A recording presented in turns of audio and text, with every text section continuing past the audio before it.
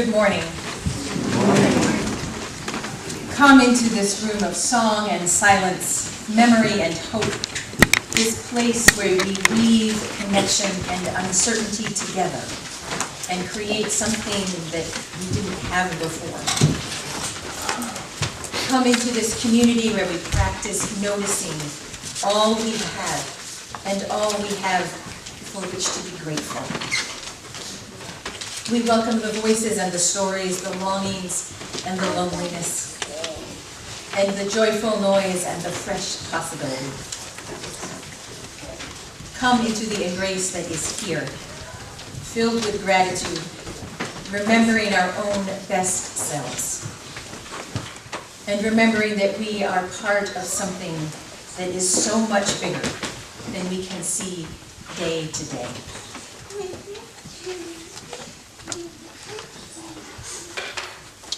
Holly Friedrichs, who has brought the 13 Moons quilt that she created back to our sanctuary after it had gone visiting, will light our chalice this morning and invite you to speak the words of our covenant, which are printed in the order of service.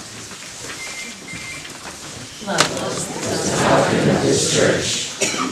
As for truth is its sacrament, and service is its prayer. To dwell together in peace, to seek knowledge and freedom, to serve humanity in fellowship, to respect the nurturing power within all of us, thus do we covenant. I invite you to join in singing our opening hymn.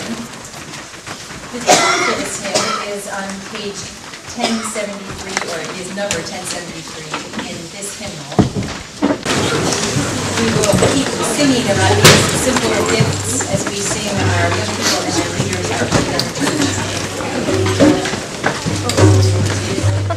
To be simple, 'tis a gift. To be free, 'tis a gift. To come down where we ought to be.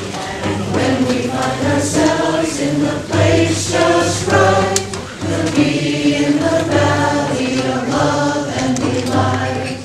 When true simplicity is gained, to bow and to bend we shan't be ashamed. To turn will be our delight, till by turning we come round.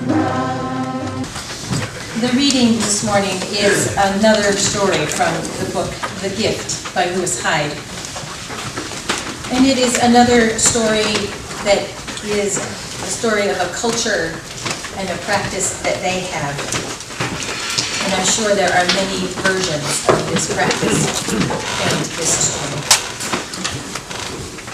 This is the story of a salmon ceremony that occurs among several of the tribes in the Pacific Northwest and I think up into Canada and Alaska. All of these people who depend on the salmon for their lives. They have a special ceremony each time the salmon begin to swim back up the rivers. And it's a Thanksgiving ritual.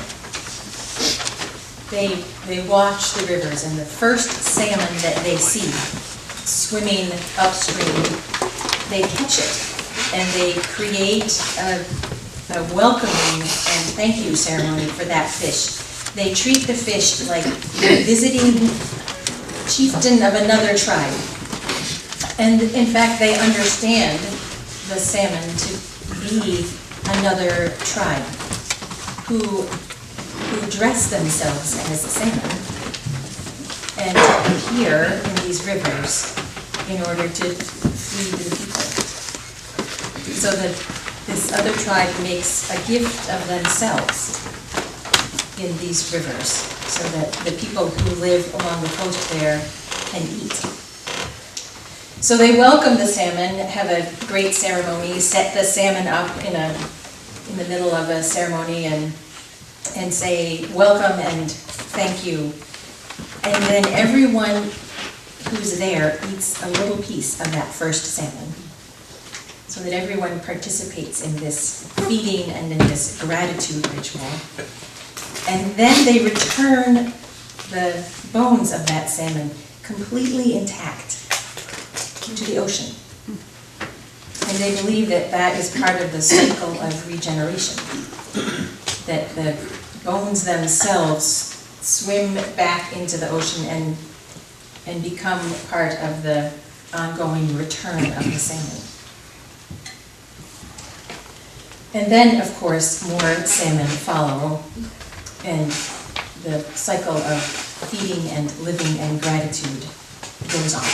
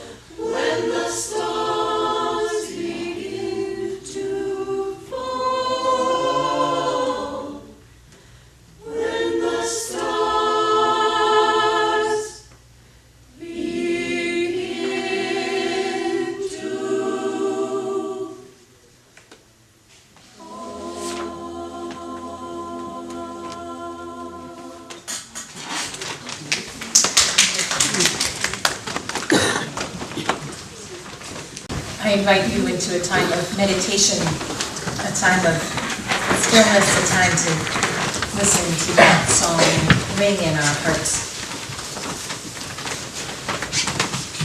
You may just be still, and you might spend this time noticing gratitude in your life, big or small.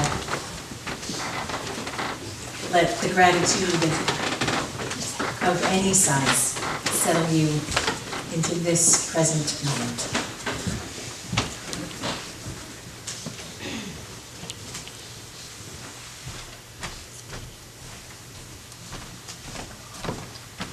Quiet holds more joy and more sorrow than words can. And yet we need our words to reach each other sometimes. And so if you have words for your joy or sorrow this morning that you would like to share, I invite you to come and stand with me and use a microphone so we can hear those words and understand the joy and sorrow that we all hold together.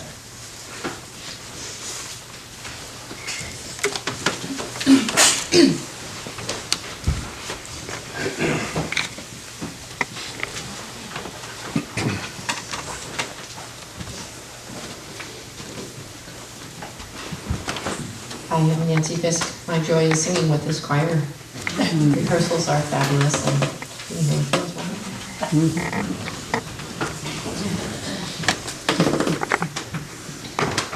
Hi, Peter Waltz. I have a great joy.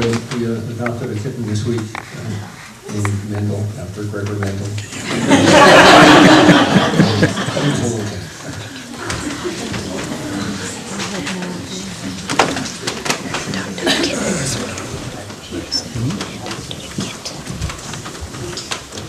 I'm Lisa Bunker. I have a sorrow today. 19 years ago, a trans woman named Rita Hester was murdered in Boston, and a year later, her friends gathered to remember her, and that turned into an annual remembrance, which is still going on, called the Transgender Day of Remembrance. Tomorrow is TDOR number 18, I believe. I'm one of the organizers of a gathering that's going to happen tomorrow evening at Phillips Church, and it fell to me to compile the names that we're going to read. There's a website that keeps track.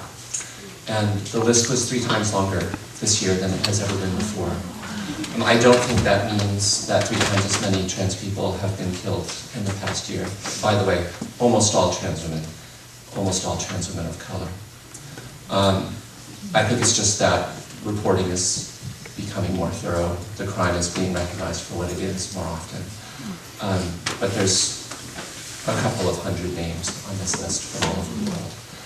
And my sorrow is that even in this day and age, we still live in a world where it is so threatening to so many people that when a male-bodied person expresses femininity, the response is to kill.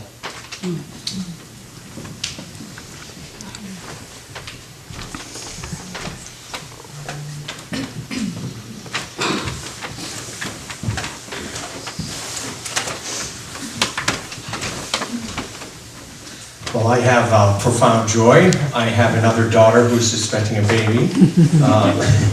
Elizabeth, as you know, is, and now my daughter Kelsey is also expecting a baby. So.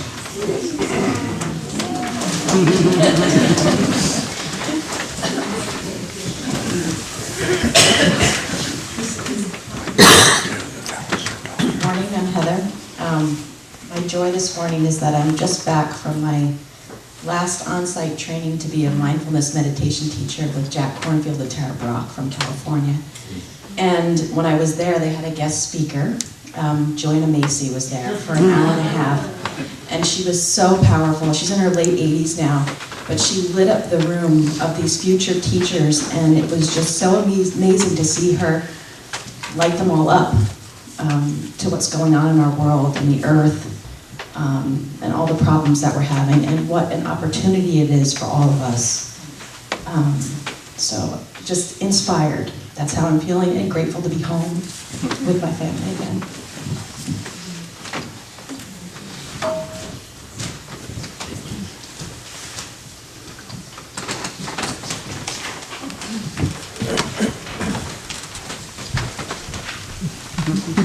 We're back.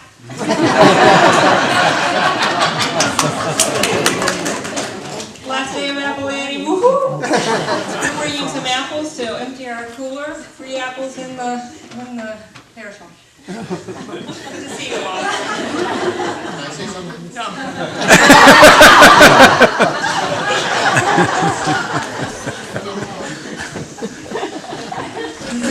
Lori and Wayne Lucidji, who own Apple Annie's Apple Orchard in Brentwood. And we don't see them during apple season because they are worshiping in the chapel of the trees. It's wonderful to have you back.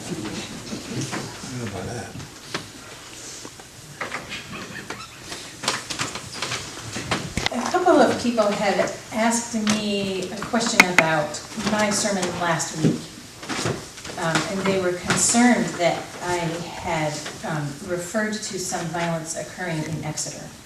And apparently I said something that was confusing because there had not been violence at a church in Exeter. I was referring to the violence at the church in Texas. And so I just wanted to be sure that that particular uncertainty didn't latch on. There's enough concern and uncertainty in the world. I didn't want that to be unclear. And I also would like us to hold all of these joys and sorrows that we have heard today. And we have heard a really profound spectrum in just a few minutes. I'd like us to hold those first with a breath of peace, and then I'd like to invite you to sing that meditation response song again, just once through. We're trying this practice with our meditation to sing a line together after sharing silence. And the words will be printed in the order of service, and you are joyfully invited to sing or just to listen to the singing around you. Some weeks you'll want to sing and some weeks you'll want to just listen. So let us just take a breath of peace to hold all that we hold collectively, and then Mary, if you would lead us in singing that line one more time. Thank you.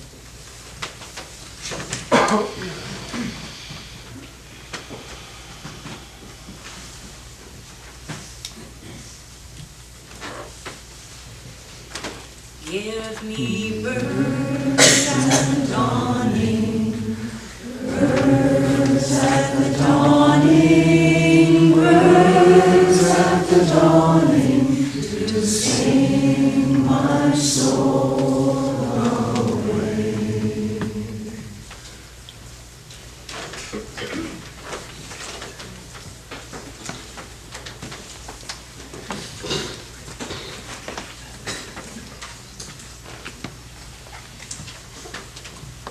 The story of the salmon being welcomed back on the other coast of this continent is another Thanksgiving story. It's another one of many stories of the people who lived on this land having a ritual of deep thanksgiving for the bounty of the earth. And it is similar to many stories from indigenous people around the globe who have rituals of hunting and fishing and gathering, and then having elaborate ceremonies of gratitude, which include giving gifts back to the earth and to the gods or the spirits.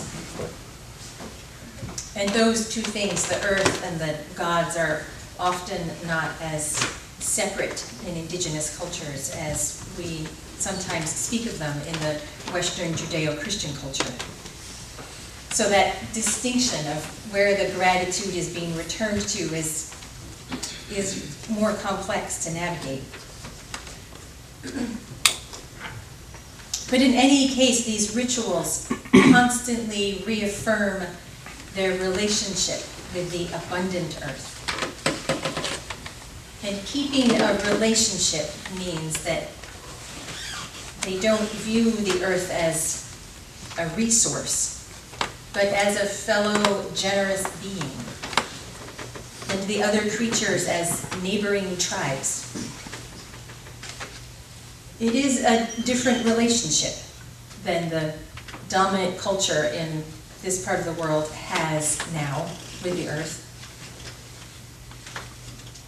And I mean people who have grown up with the market economy as the dominant form of exchange.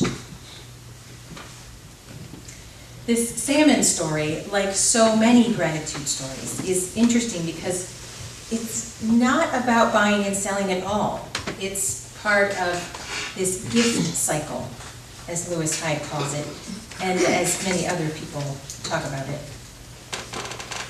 And he says that these cycles of gift giving, of passing gifts and gratitude around in relationships, has a power to move life in the world that the buying and selling of things does not. There is the receiving of a gift, the ritual of gratitude, the offering of a gift in return, and the cycle just keeps moving.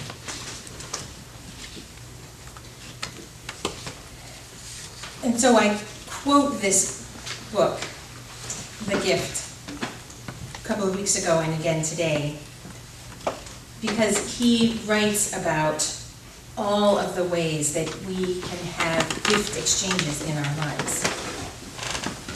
And that those exchanges are often happening in the world, and we don't always notice them or fully appreciate their value. And I think it's useful to talk about them here because church life is full of gift exchanges. From the music that is created and offered in worship, to the pledges that people make to the organization that then move around here and do things indirectly and in ways that we don't always appreciate in the moment. To the meals that you cook for each other and the meals that you collect. You go back for coffee this morning, you will see a whole bunch of meals that you have collected to give out into the world to people who, well, if you meet them, you may not know that you have helped to feed them. There is so much passing of gifts and gratitude, and it is some of the most profound work of life. It is important to notice how much of that we engage in, and how important it is to making our lives meaningful. And of course, we're about to engage in one of the important gift and gratitude exchange rituals in our culture, which is Thanksgiving. And Christmas comes not far after that. And as I was reading Lewis Hyde's book again, and thinking about these rituals, of Thanksgiving and Christmas, I was noticing that we might be able to deepen them a little bit. And these days, I am feeling a great need for a lot of gratitude in the world. When things are challenging and uncertain, I need more gratitude to keep me grounded and connected and joyful, because the joy is always there, even when things are uncertain. And so I was noticing how that salmon ritual works, that there's the receiving of an amazing gift, the celebration of that gift, the sharing of that gift among the people, and then an important returning to the source in a very mindful and intentional way. So I have been wondering how I can add that last move of gratitude into my Thanksgiving so that it can be even more thankful, even more grounded, even more joyful. And I've been thinking about the words of one spiritual teacher who says, when people praise me for something, I vow with all beings to return to my vegetable garden and give credit where credit is due.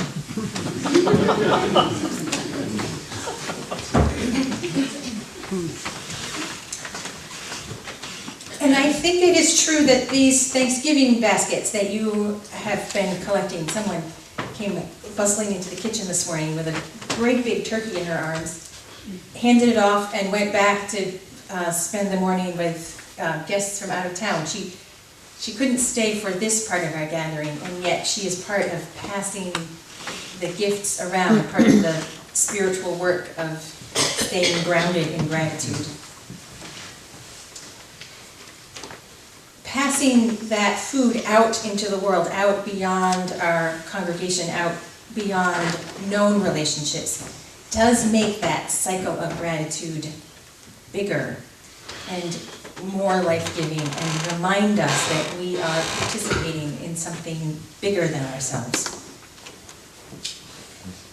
And that salmon ritual reminds me that that return of gratitude has to include the natural world, that's the vegetable garden that we return to give credit where credit is due, is the world around us. And our practice of Thanksgiving,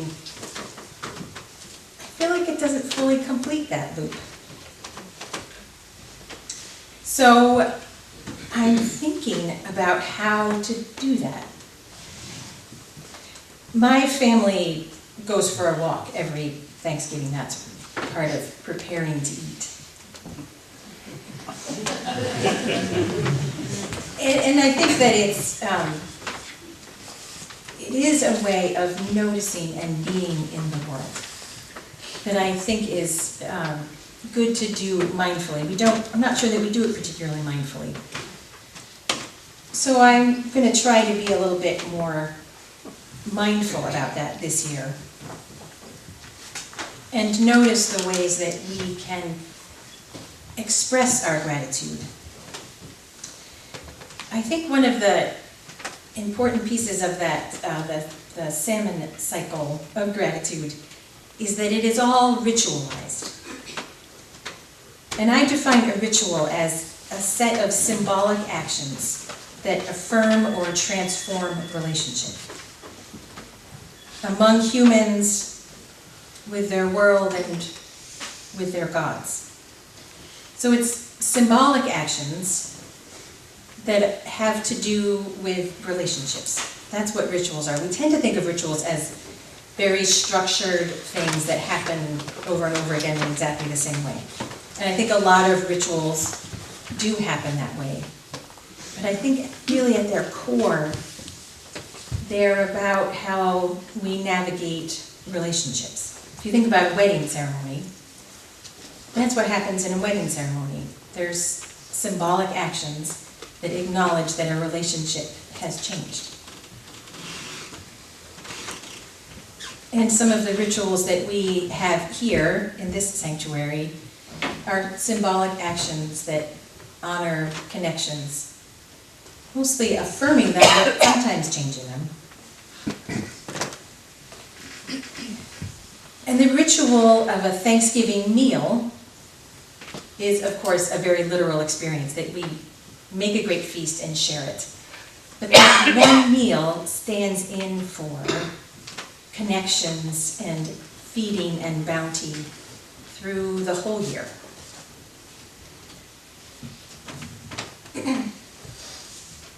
And that meal is larger than whatever table we sit at for Thanksgiving.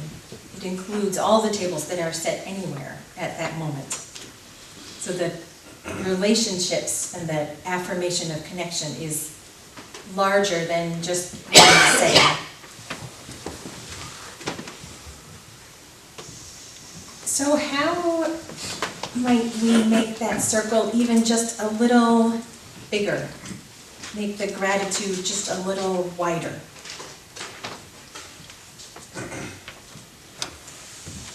A walk might be enough. to go out and notice, to really notice the world. To watch the sun coming up, to be intentional about watching the sun going down. To go out and sit on the ground for a few minutes and actually notice the earth that we sit on, stand on, have our life on.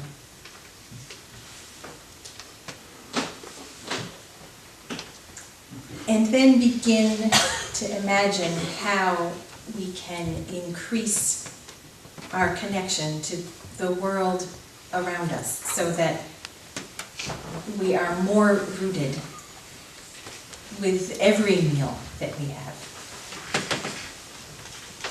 I think that this year on Thanksgiving weekend, not on the actual day of feasting, but one of the other days, my family and I are going to go for a walk on the conservation land where my child spends a good part of his day when he's in childcare. He's outside on the earth among the trees for hours every day.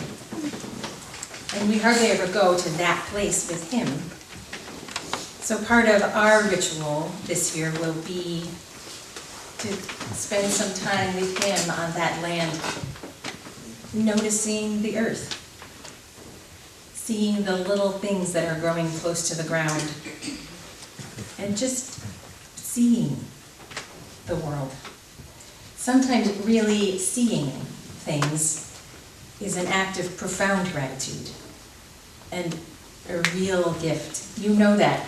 If someone has really seen you, you have felt the gift of that and probably been filled with gratitude. So the ritual might be to find a way to slow down in the midst of what can be a hectic holiday time, even for 10 minutes, and see this world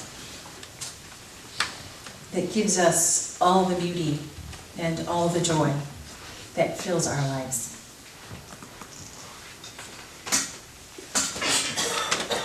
We have a couple of minutes, and I am wondering if there is some wisdom in the room, some experience with these sorts of rituals that open up the amount of gratitude that we include in our Thanksgiving, but in all of our days, to keep us grounded on the earth. Do any of you have practices that help you return that gift of gratitude back to the earth? And if you do and you're willing to share them, we have a couple of minutes. We could hear a couple of stories so that we might begin to think and imagine together about deepening our roots of gratitude. I'll come to you. And I've done this a lot with a group of people. I haven't done it that much with our family, and I think I'll start this year. And it's that process of making sacrifice. And in some pagan groups, making sacrifice is very literal. You take jewelry or something and break it and to put it in a well or something like that. But I'm a little more pragmatic than that. I think for me, and hopefully for my family, making sacrifice would be, say, taking a big basket of apples and leaving them for the deer, or putting out birdseed, stuff like that.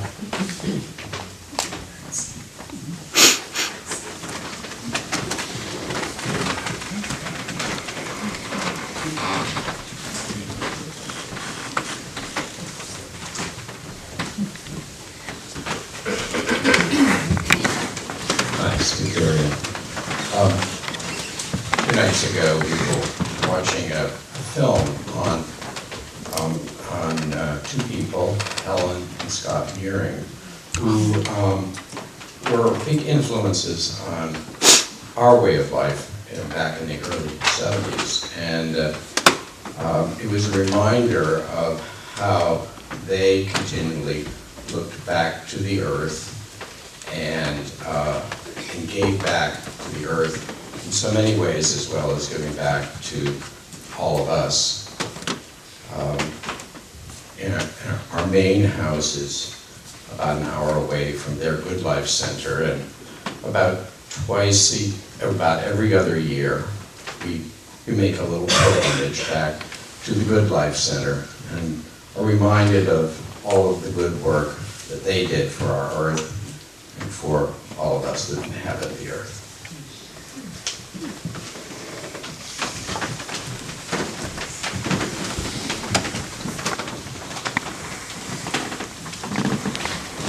Roy, in that on Thanksgiving Day, I go out and feed the birds before I eat and give them special treats.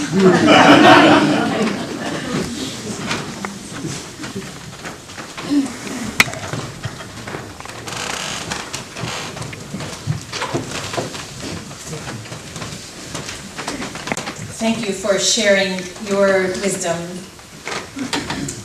and I wish for you a grounding and kind Thanksgiving. We take up an offering each week to support this congregation, and it is one of those gift cycles. We give gifts, and then those gifts of money ferment in the congregation and become other gifts that we can't always anticipate or expect. And some of them are regular gifts that we do know are coming, and we always gratefully receive them.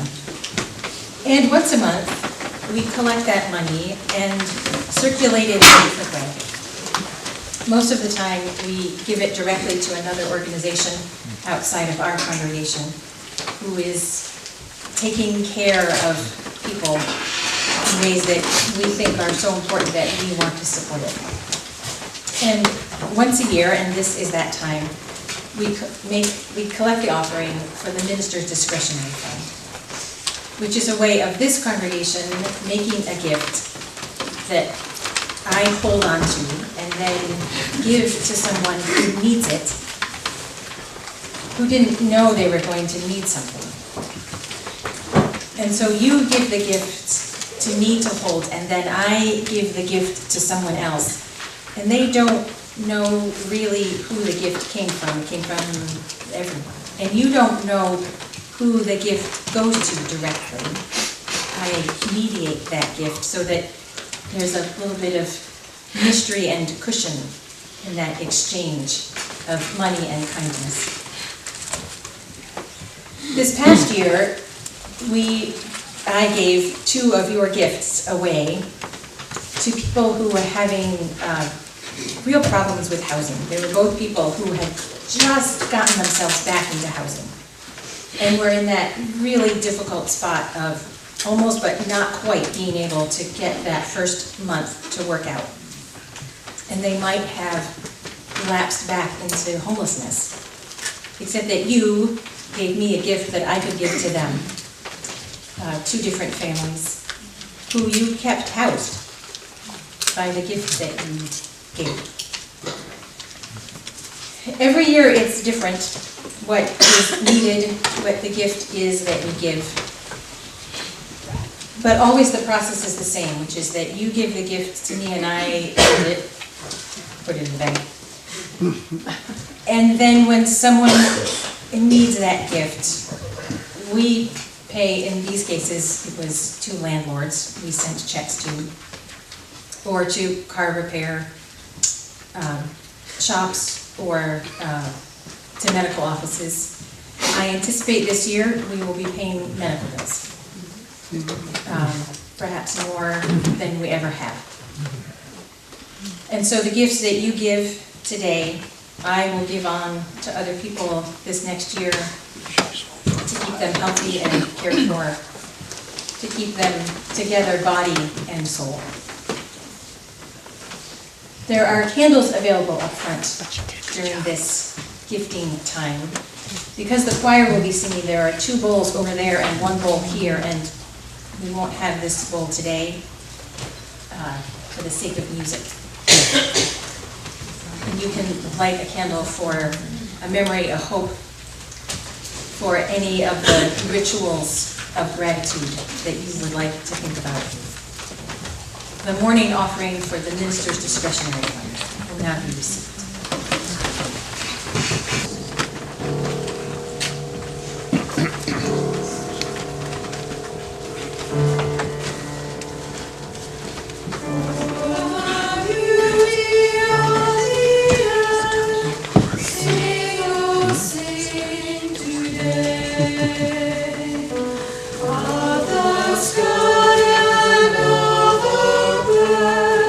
Sing, oh, sing.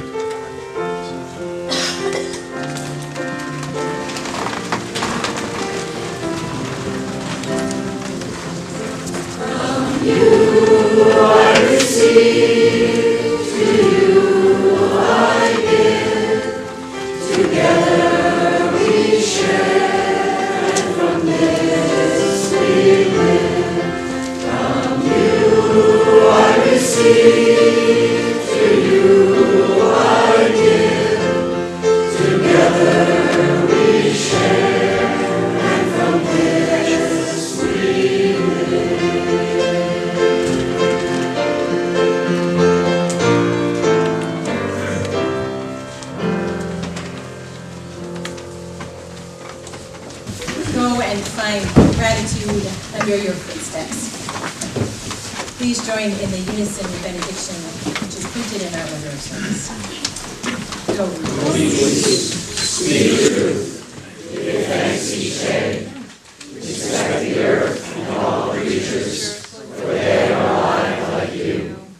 Care for your body, it is a wondrous gift. Be gentle with yourself, live simply, be of service, be guided by your faith and not your fear.